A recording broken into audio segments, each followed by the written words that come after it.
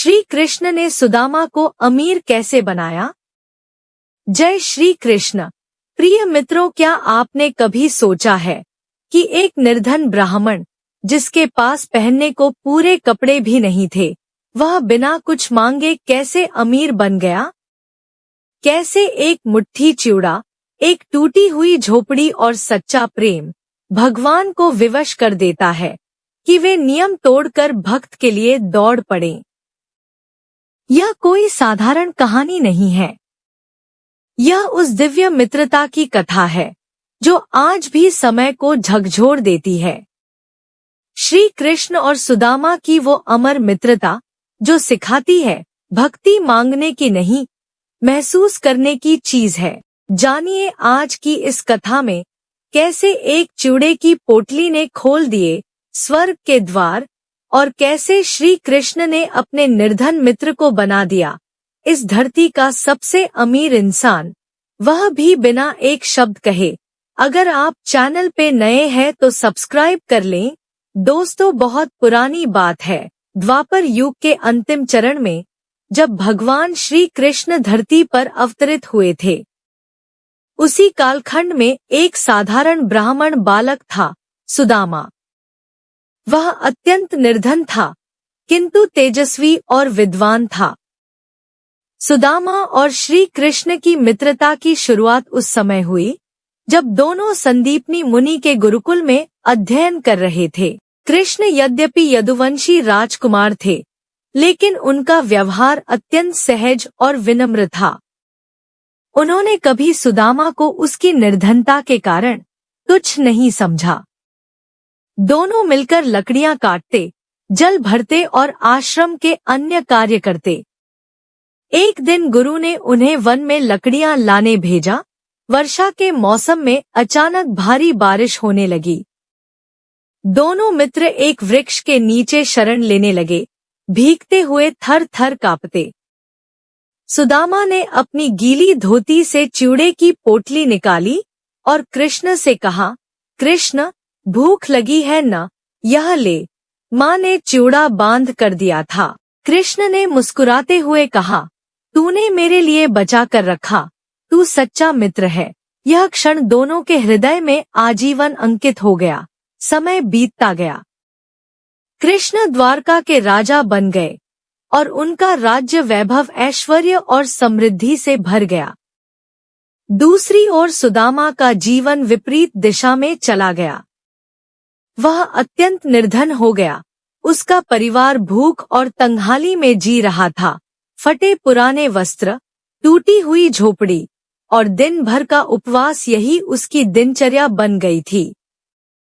सुदामा की पत्नी एक अत्यंत पतिव्रता और धैर्यशालिन स्त्री थी। दिन रात इस आशा में जीती थी कि एक दिन कोई चमत्कार होगा। एक दिन उसने सुदामा से कहा, स्वामी, आपने बताया था ना कि आप भगवान श्री कृष्ण के बचपन के सखा हैं। अब तो वह द्वारका के राजा हैं। आप उनसे मिलने जाइए ना, उन्हें हमारी दशा बताइए, शायद कोई मदद हो जाए।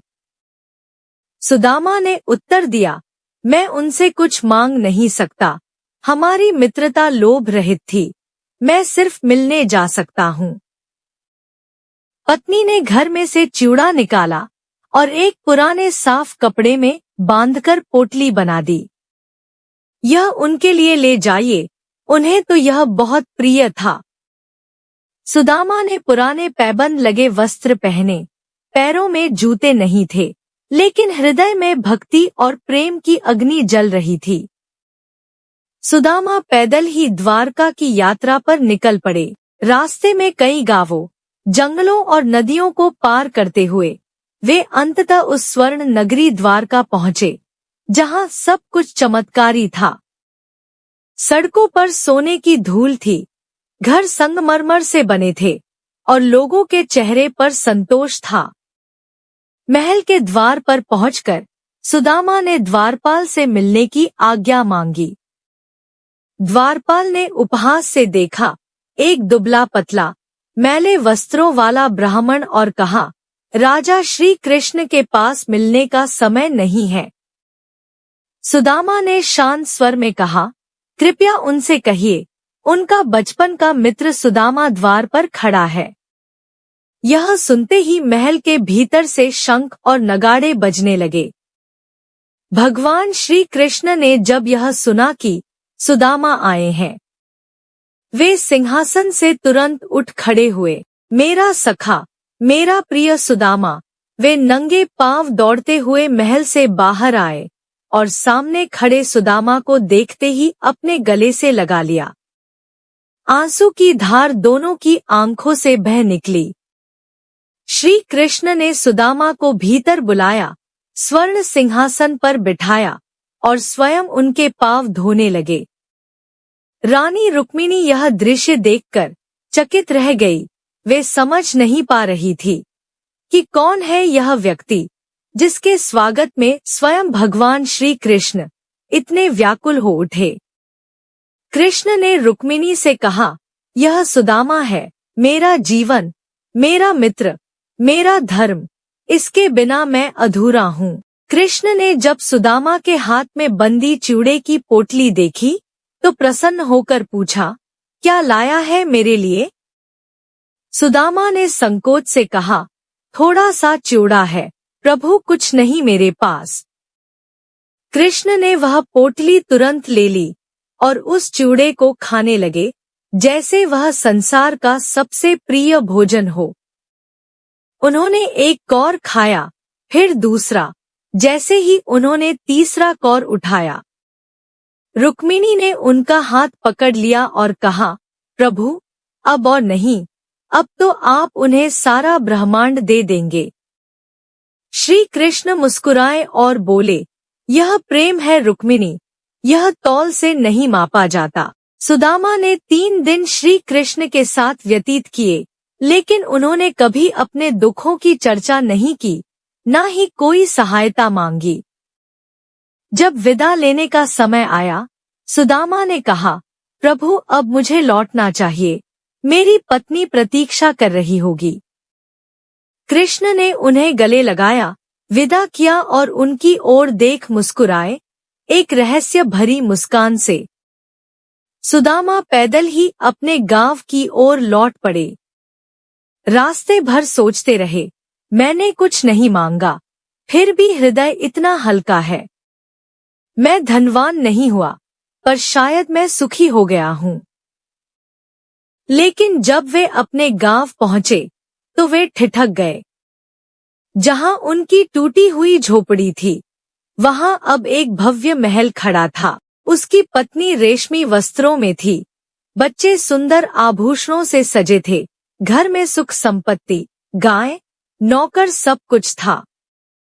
पत्नी ने सुदामा को देखते ही कहा, स्वामी, यह सब चमत्कार हो गया। आपकी मित्रता ने हमारा उद्धार कर दिया।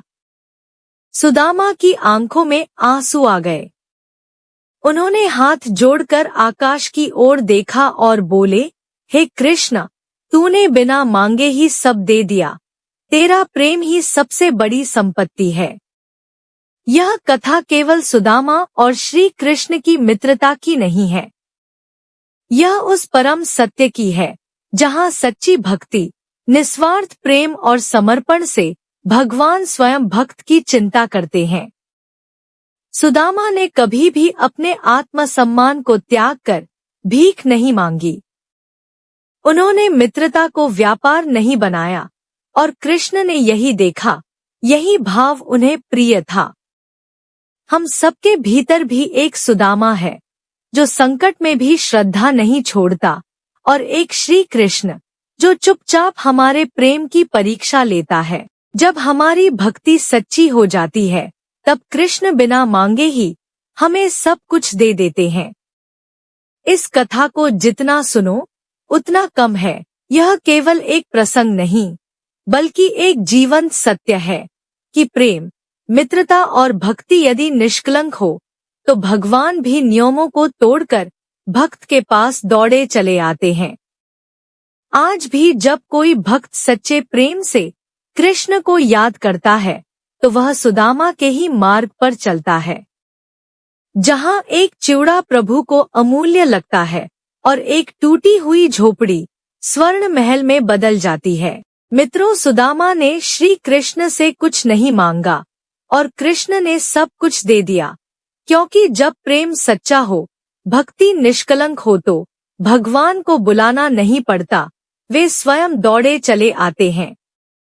इस कथा में महल नहीं, एक टूटी हुई पोटली की शक्ति है। इसमें धन नहीं, विश्वास का चमत्कार है, और यही है श्री कृष्ण और सुदामा की अमर मित्रता का रहस्य। अगर आज भी कोई सच्चे मन से कृष्ण को पुकारे तो यकीन मानिए वह दौड़े चले आते हैं, जैसे वे सुदामा के लिए आए थे। जय श्री कृष्णा। वीडियो अच्छी लगी हो तो प्लीज लाइक एंड शेयर, और अगर आप चैनल पे नए हैं तो सब्सक्राइब जरूर कर लें। धन्यवाद।